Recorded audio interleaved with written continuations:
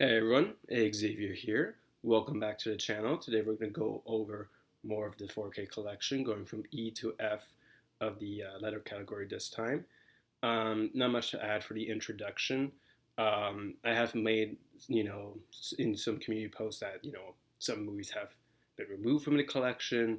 Also, if I do get any additions to the library, I will make shorts talking about them. So by the time we get to the last video of this entire series, which is summing up the how much the collection will cost, they will be added or removed.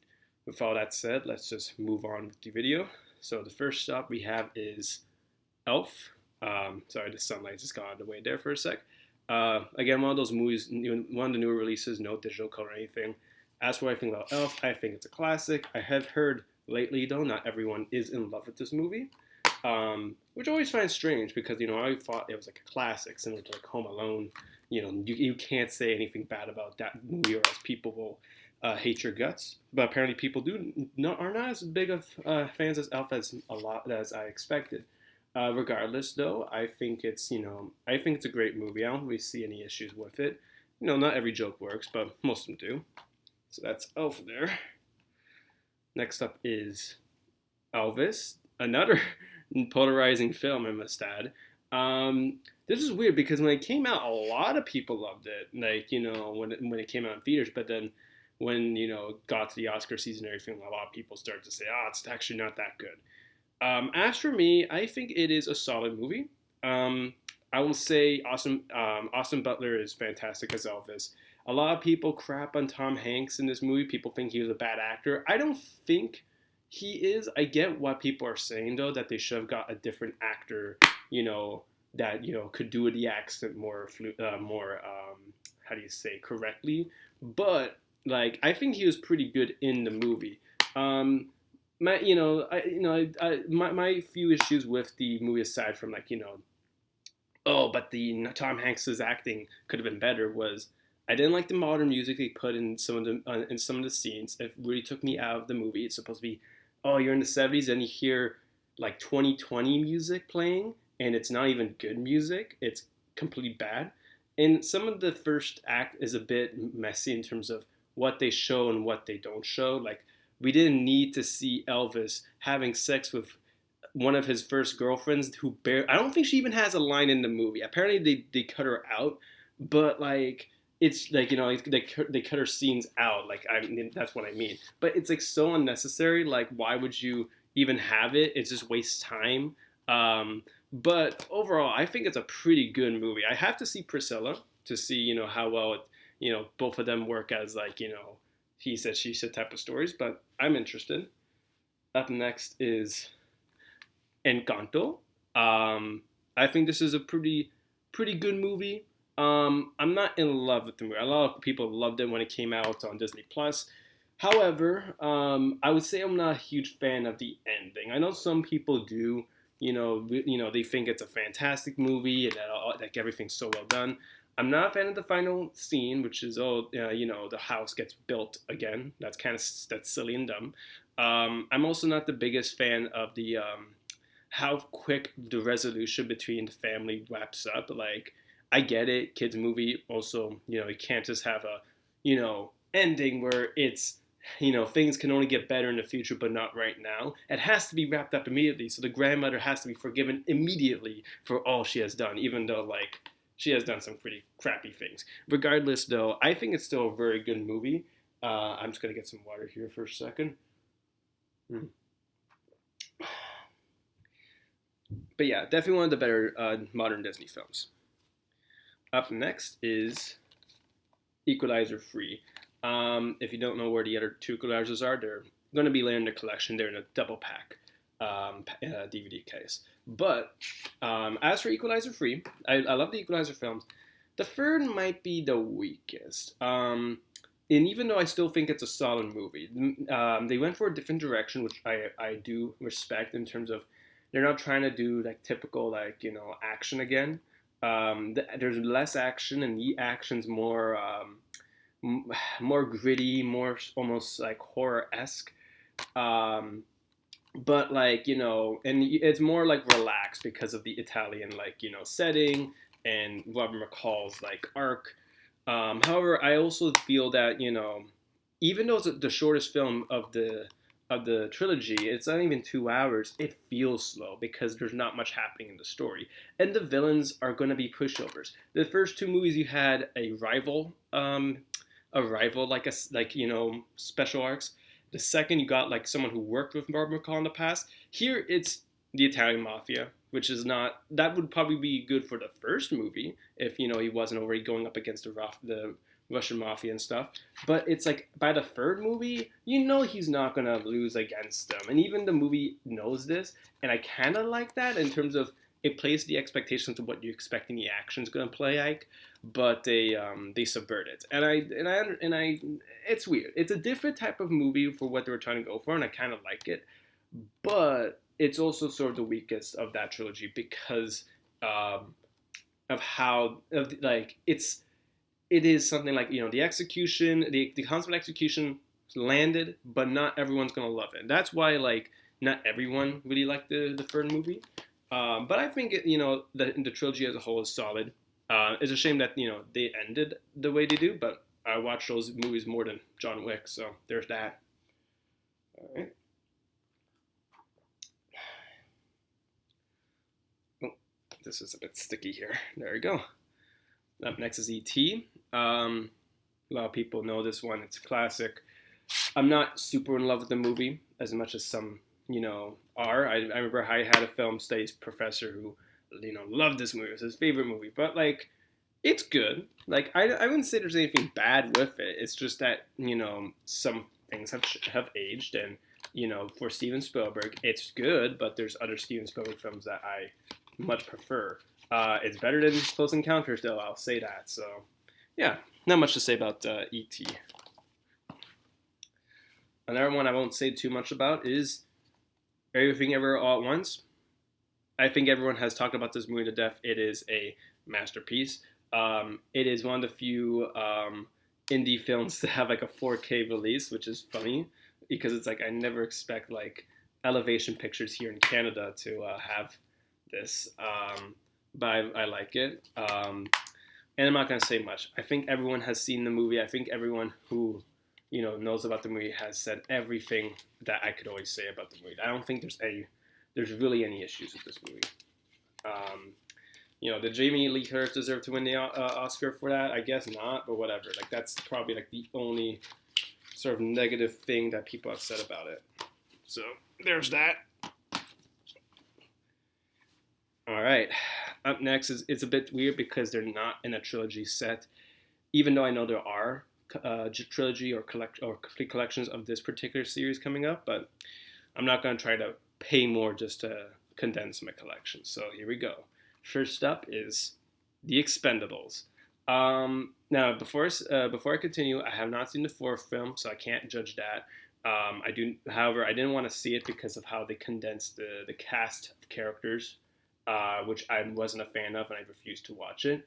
I will say that this first film is I would say, sort of the weakest of those movies. At least until the fourth film came out.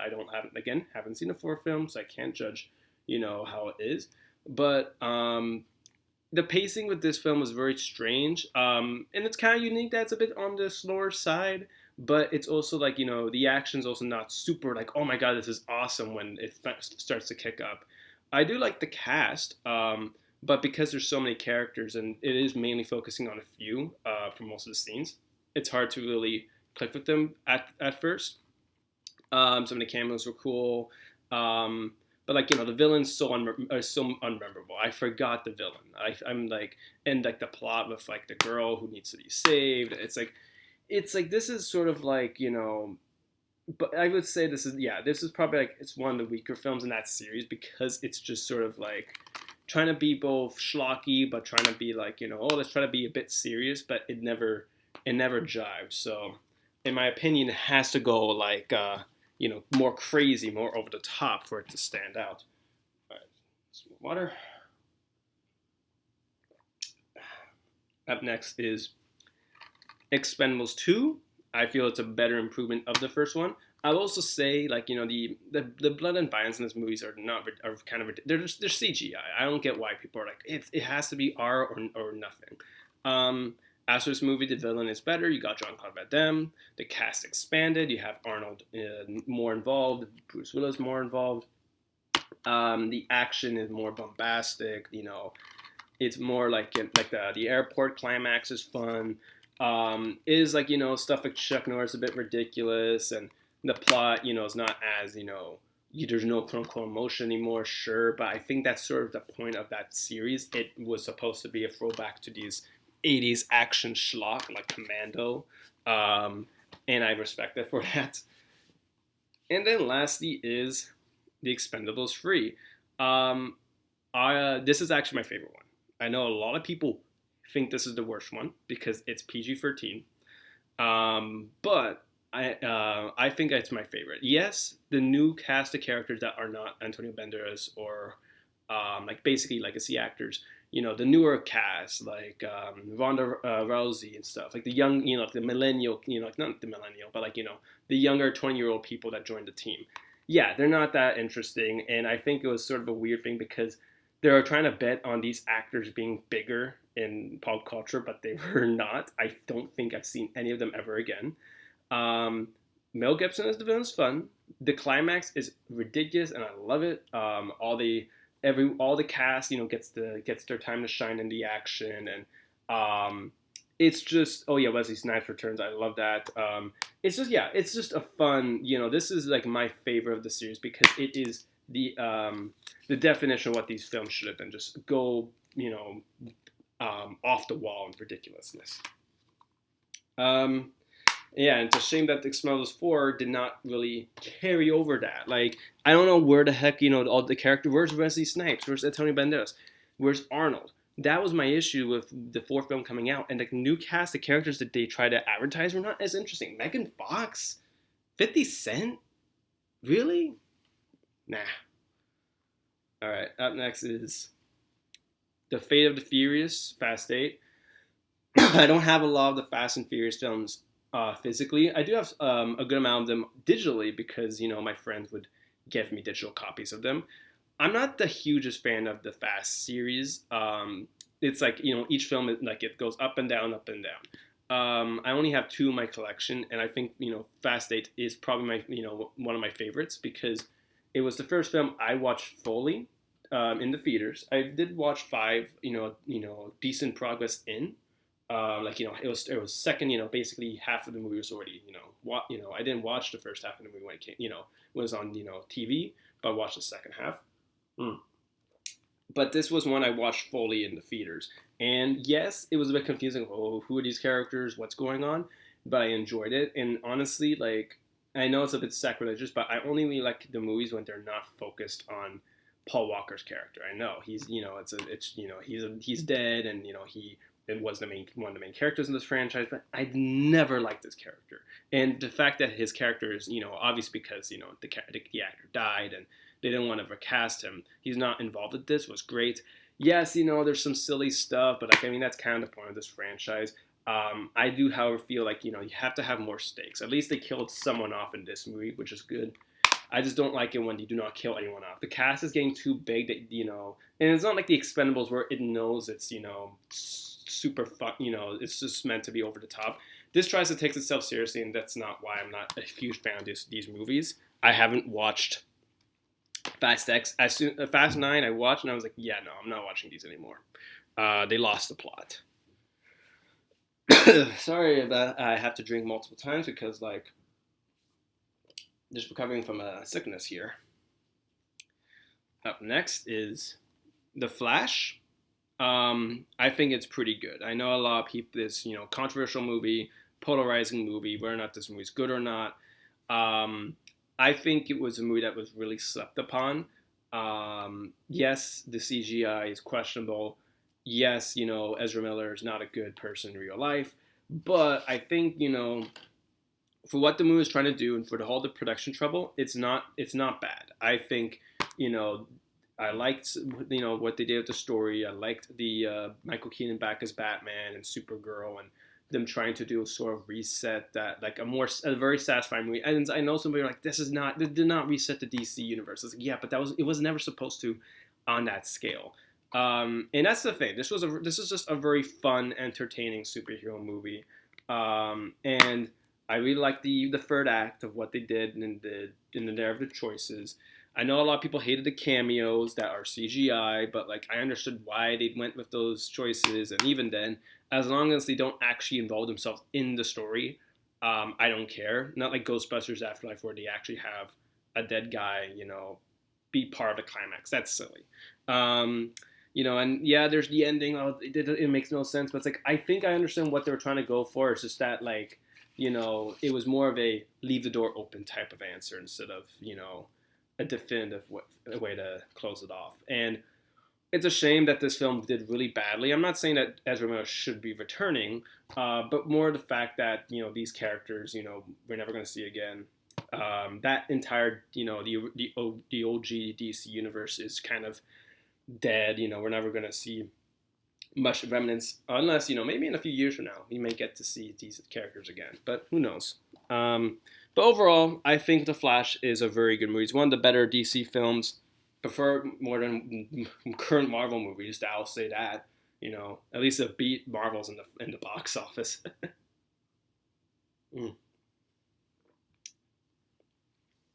Up next is Ford v Ferrari. Not much to say about this one. If you watched it, it's a pretty good movie. Like it's great. It's what's his name? James Mangold. You got Matt Damon, Christian Bale. Well acted, well directed, interesting story.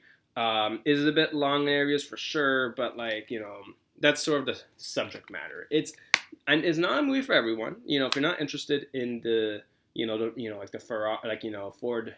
The Ford Motors company trying to make a fast car is not really super engaging, but like for what they were doing, it's honestly well made. Like that's the thing. You can't really say this is a bad movie or even like mediocre because it's everything about it was well made, well done, like to a T.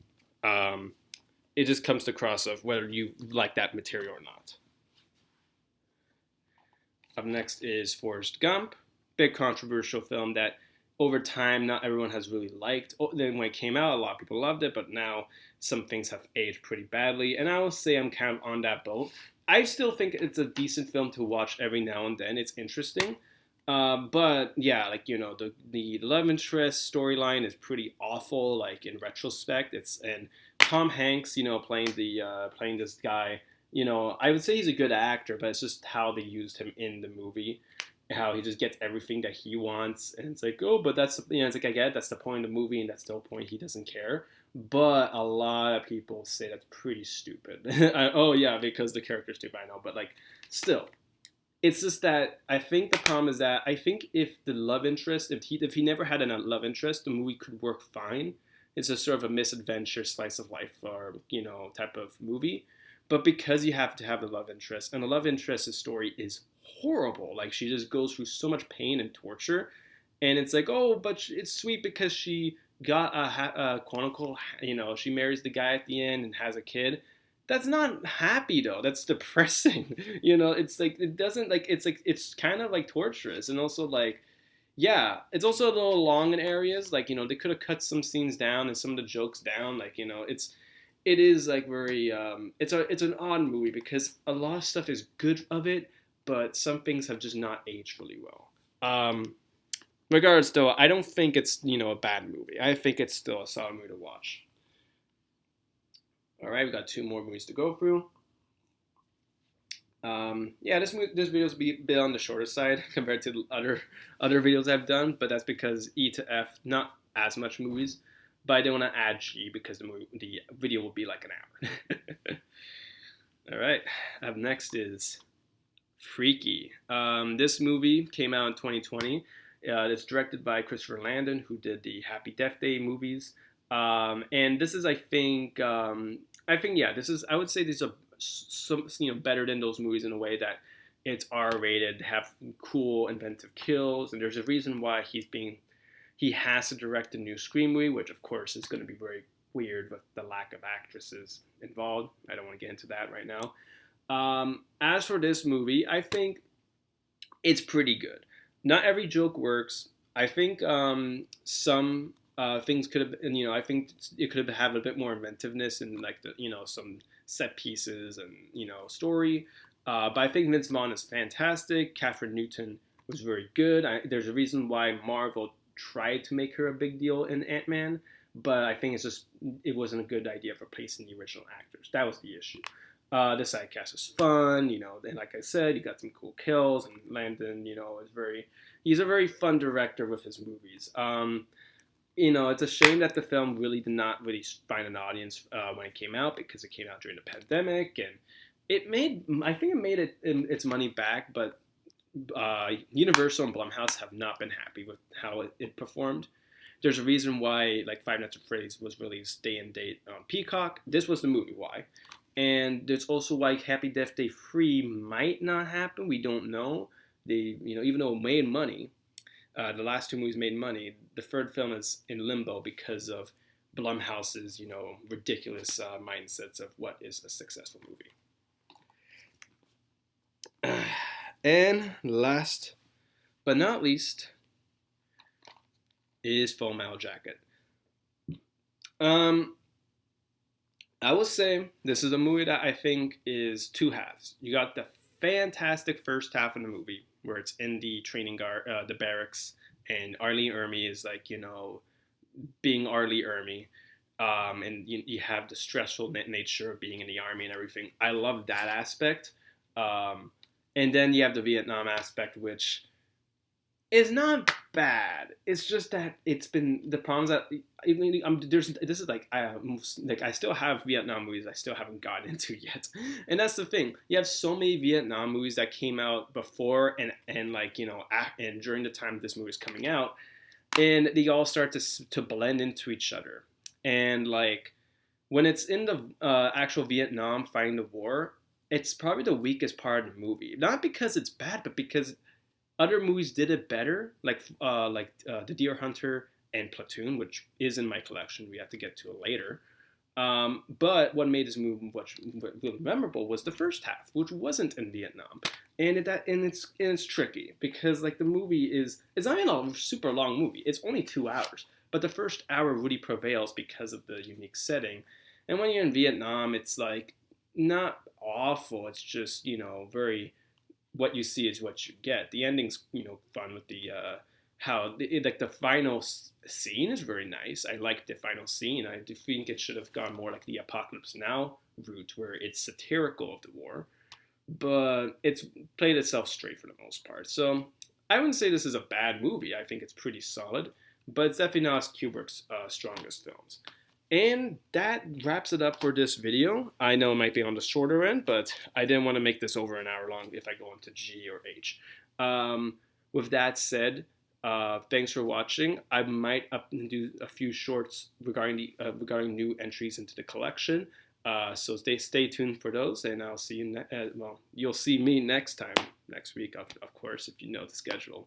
Have a nice day, and thanks for watching.